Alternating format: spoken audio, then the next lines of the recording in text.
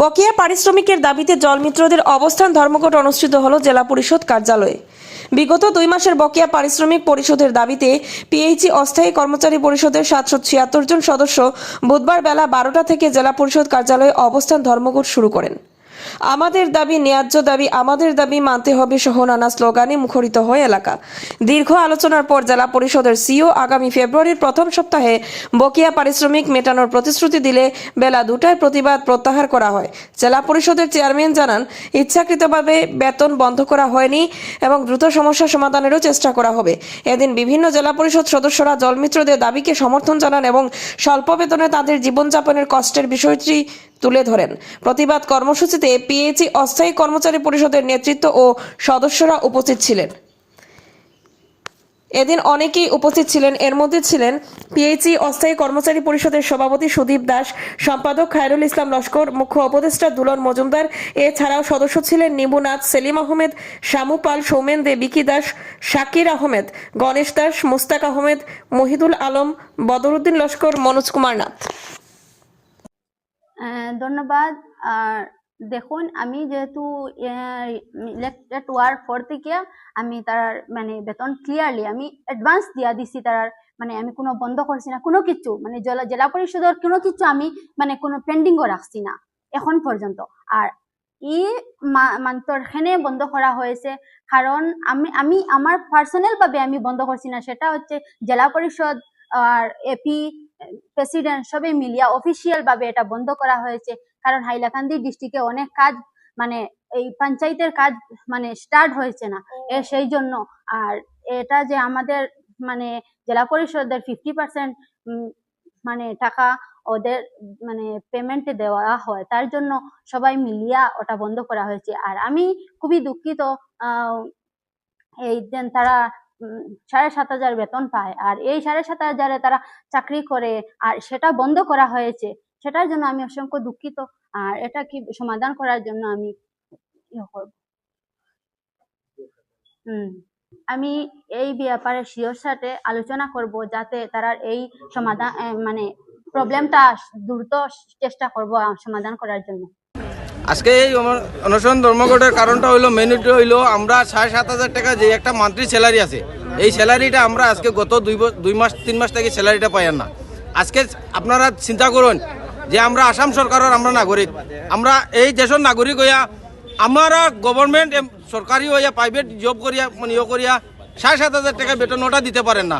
আমরা ঘরে কাজ করে যে লেবার তারে আমরা মাসিক বেতন 15,000 টাকা দিয়ে চালিয়ে দিতে পারি। আর এটা কি আসাম সরকারের এটা কি কোন ধরনের নিয়ম হইল? আজকে আমরা 10-15 লাখ টাকার জমিন দিয়া 10-15 লাখ টাকার জমিন দিয়া যদি আমরা জিরো ব্যালেন্স হইয়া যদি আমরা যদি এরকম বিকারির মতো ঘুরতে লাগে, তাহলে আমরা আসামের মুখ্যমন্ত্রী হিমন্ত বিশ্ব শর্মার কাছে আমার অকুল অনুরোধ রইল যাতে আমরা জমিনটা বাপস দিয়া আপনারা এটা ইয়েটা লইয়া যান গিয়া।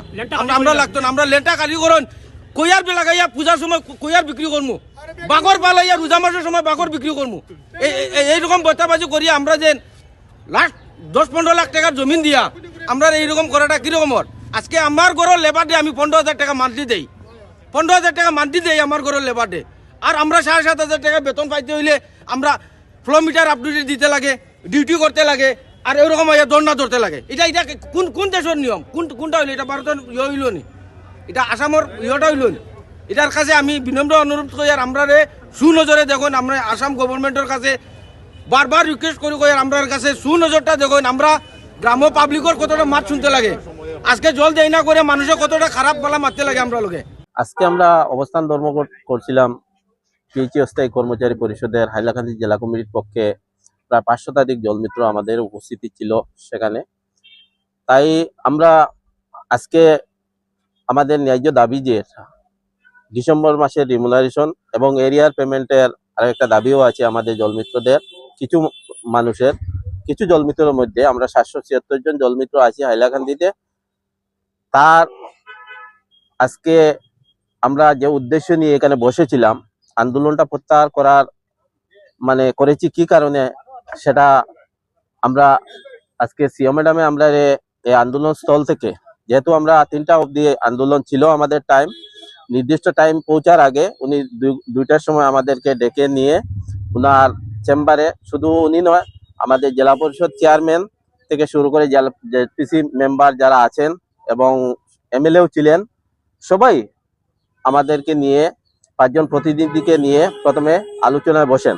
আলোচনা বসার পরে দীর্ঘ আলোচনা হয়।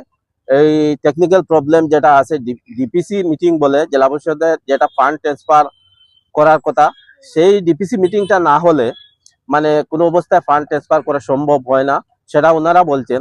কিন্তু আমরা টেকনিক্যাল প্রবলেমের কারণে 1 সপ্তাহ হোক 10 দিন হোক, আগামী ফেব্রুয়ারি 1st উইক পর্যন্ত সময় দিয়েছি।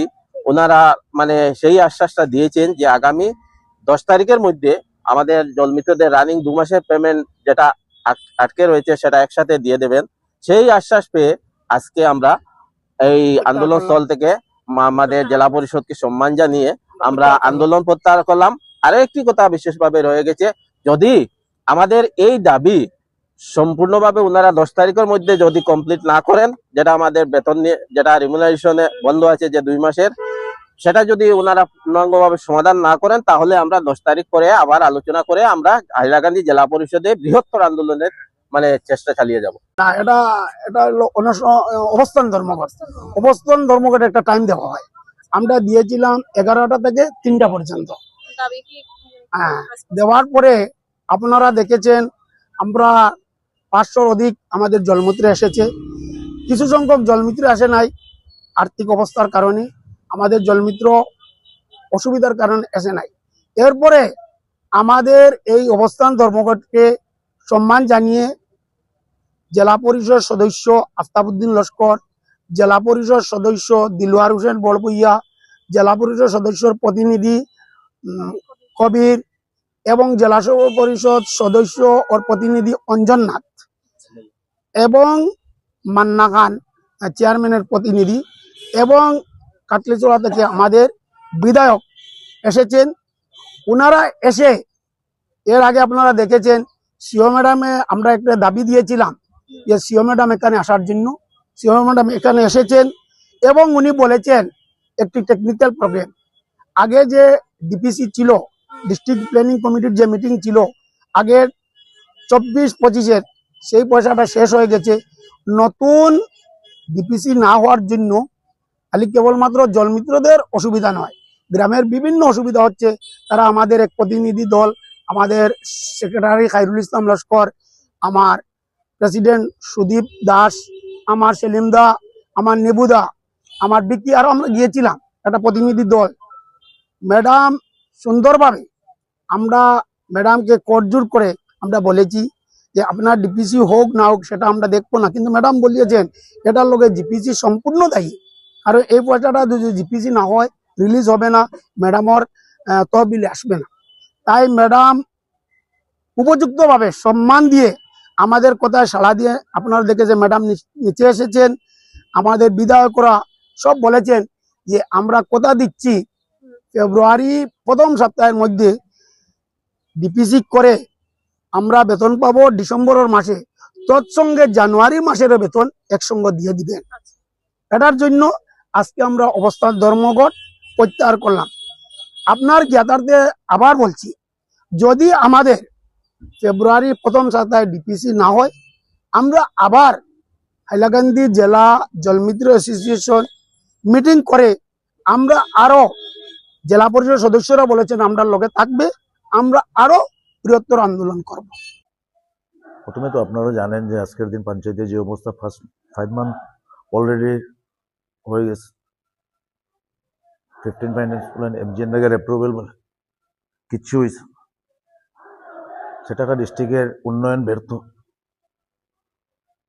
সেটা কোনো জেলা পরিষদের চেয়ারপারসনই বন্ধ করছে না, সেটা এপি জিপি যারা আছে, জেলা পরিষদ যারা আছে, সবার আহ্বানে হাইলাকান্দি উন্নয়নের স্বার্থে এটা করা হয়েছে।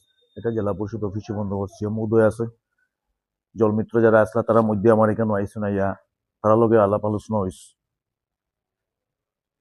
সেটা তারা অত্যন্ত কম পয়সা পায়, যারা 7,500 টাকা পায় তারা। আমিও দুঃখিত, সবসময় আমি তারা আমার মিসেসে আপনার 4-5 মাস তো গিয়া ঠিক টাইম টু টাইম তারা দেওয়া হয়েছে, ছাড়া হয়েছে। যেহেতু আজকের দিন যেহেতু পঞ্চায়েতর টাকা নিয়ে জলমিত্রের পয়সা দেওয়ার 50% টাকা নিয়ে আবার পঞ্চায়েতর খাওয়ার জন্য হাইলাকান্দি ডিস্ট্রিক্ট, সেটা বিএলসি যেহেতু হয়েছে 24-25-এর 25-26-এর বিএলসি বাকি রয়েছে আজকে ওর recently। সেটা আগামী দিনে যেটা হাইলাকান্দি উন্নয়নের স্বার্থে সেটা অত্যন্ত জরুরি। তারা লাগে আমারও কষ্ট লাগে, সেটা হইতে লাগে। সিএম মহোদয় আছেন, যেহেতু তারা আজকের দিন অনুসন্ধান করেন যে এটা ব্যাপারে তারা রিটেনলি দেওয়ার পরে এই ব্যাপারে আমার আলোচনা হয়েছে, সিওর লগে আলোচনা হয়েছে, ডিসি মহোদয় আলোচনা করছে।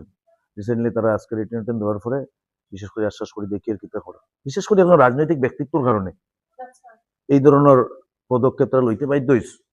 সেটা আমার কাছে কিচ্ছু না, সবসময় সহযোগিতা আমার কাছ থেকে তারা লগে আছে। গত লাস্ট 4-5 মাসের বেতন চালে টাইম টু টাইম ছাড়িয়ে দিচ্ছে। আমি গুয়াহাটি থেকে রিসেন্টলি আমি একবার আইয়া 2 দিন আগে আইয়া কেন তাকে ফসিয়ে দিচ্ছে তারা।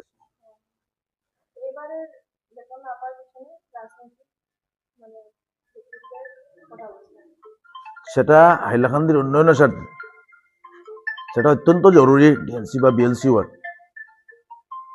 আজকে ডিএলসি হোক বা ডিপিসি হোক সেটা হইতো, সেটা মানুষের পঞ্চায়েতরে ভোট দিয়া নির্বাচিত করছে। আজকে এরা গ্রামাঞ্চলের খাস কাম বন্ধ, আজকে রাস্তাঘাট কোন পানীয় জলের সমস্যা কোন বিভিন্ন ক্ষেত্রে কোন, সেটা আমি নিজে আজকে জলমিত্র যারা আছে তারা লগে নিজে আমি সহযোগিতা করি। সবসময় আমি যাই, আমি প্রত্যেকটা প্রায় পিএইচি মেগা প্ল্যান্ট আমি নিজে ভিজিট করছি, নিজে আমি এসজির লগে যোগাযোগ করি, ইঞ্জিনিয়ার লগে যোগাযোগ করি। বাস্তবায়িত করতে হলে হাইলাকান্দি উন্নয়নের কাজ করতে হলে তো আগবাড়ি আইতে লাগবে।